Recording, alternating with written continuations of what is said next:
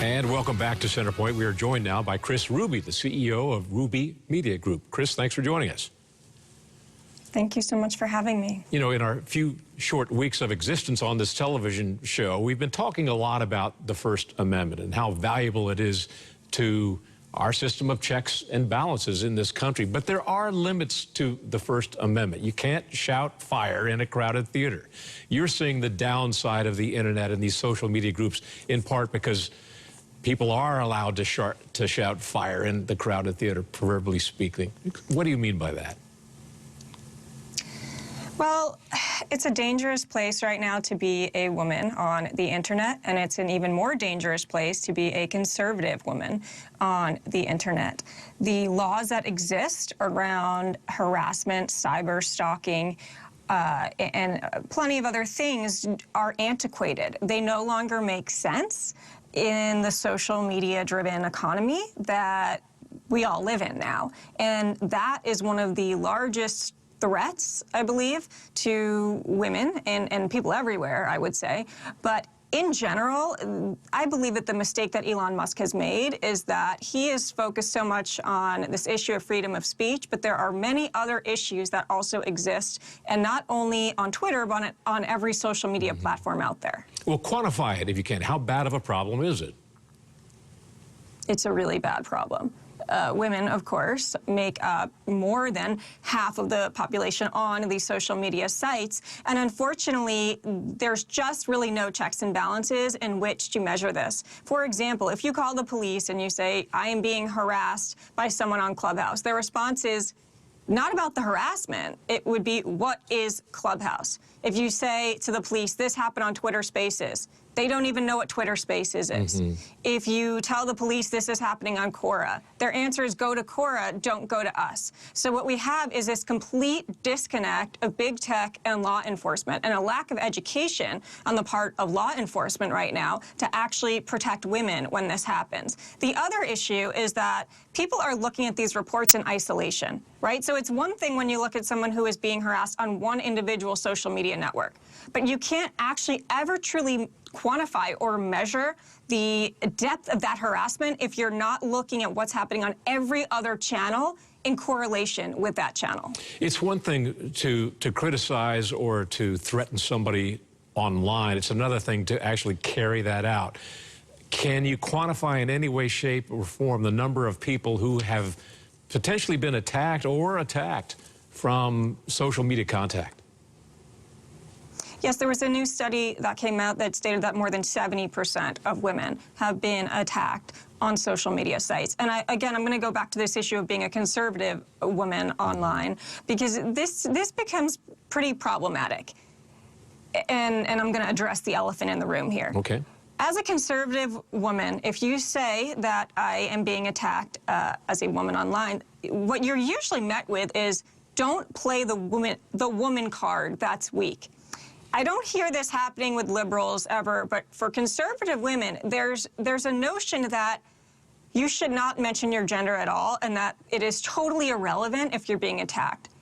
And I think that really makes this entire situation even more complicated, because when conservative women do try and speak out about it, that's what they're met with. So that leads them to self-edit what they're saying, to sort of retreat from social media networks, to start posting less, because when they do, not only are they attacked by the left, but they're really attacked by their own on the right. Let me play the devil's advocate here. For example, I worked at Fox News for 10 years, fairly long time. When you work at Fox News as an on-air personality, you are attacked. It just comes with the territory. And I found a great relief by the on-off switch on the back of my computer when it got really bad. I just turn it off and say, oh, now I'm back to reality, where that doesn't exist. How do you respond to that? Well, so as a pundit myself, I would say I get that, and it sort of comes along with the territory of being a public figure and being out there. But unfortunately, I mean, I can only say from my personal experience that you can't turn it off when these threats come to your work email. You can't turn it off when they start doxing you with clients. You can't turn it off when you start losing business opportunities and being canceled because they go after your livelihood outside of what you do as a public figure. And I think the sort of gig economy, right, has changed a lot of this in the new remote workforce that we live in. Rarely do you see anyone who is a guest or a commentator where that's really all they are. They're usually so much more than that, right? They're an entrepreneur, they're a woman, and they have all of these other things in addition to that. And that's the part where I think that journalists in media, right, they sort of know what comes with the territory. But there's this whole other ecosystem of people that make up and contribute to the media industry, right? And they're also victims of this. So what's the solution? Or is this an algorithmic problem or something broader?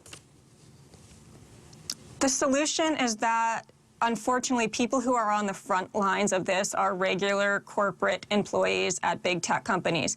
They don't actually know or are trained in any way on how to spot the signs of abuse. And I'm not talking again about one mean comment. I'm talking about being mobbed. I'm talking about, you look at something like a Gabby Petito case, right? Those play out every single day on social media. But unfortunately, many of these women who go to report this to a social media company, they're actually afraid that if the social media company does something, that this can actually turn around on them and put their life in danger, right? So there's no great reporting mechanism on how to handle this. The solution would be for a coalition of employees from each of these companies to actually come together, look at these issues not in isolation, but as a conglomerate of what's going on, and that when we talk about free speech, it's complicated. It is a complicated thing, right? Because freedom of speech also comes with, you know, freedom to really go at someone in ways that some people just don't know how to handle. Now, again, if someone called you these names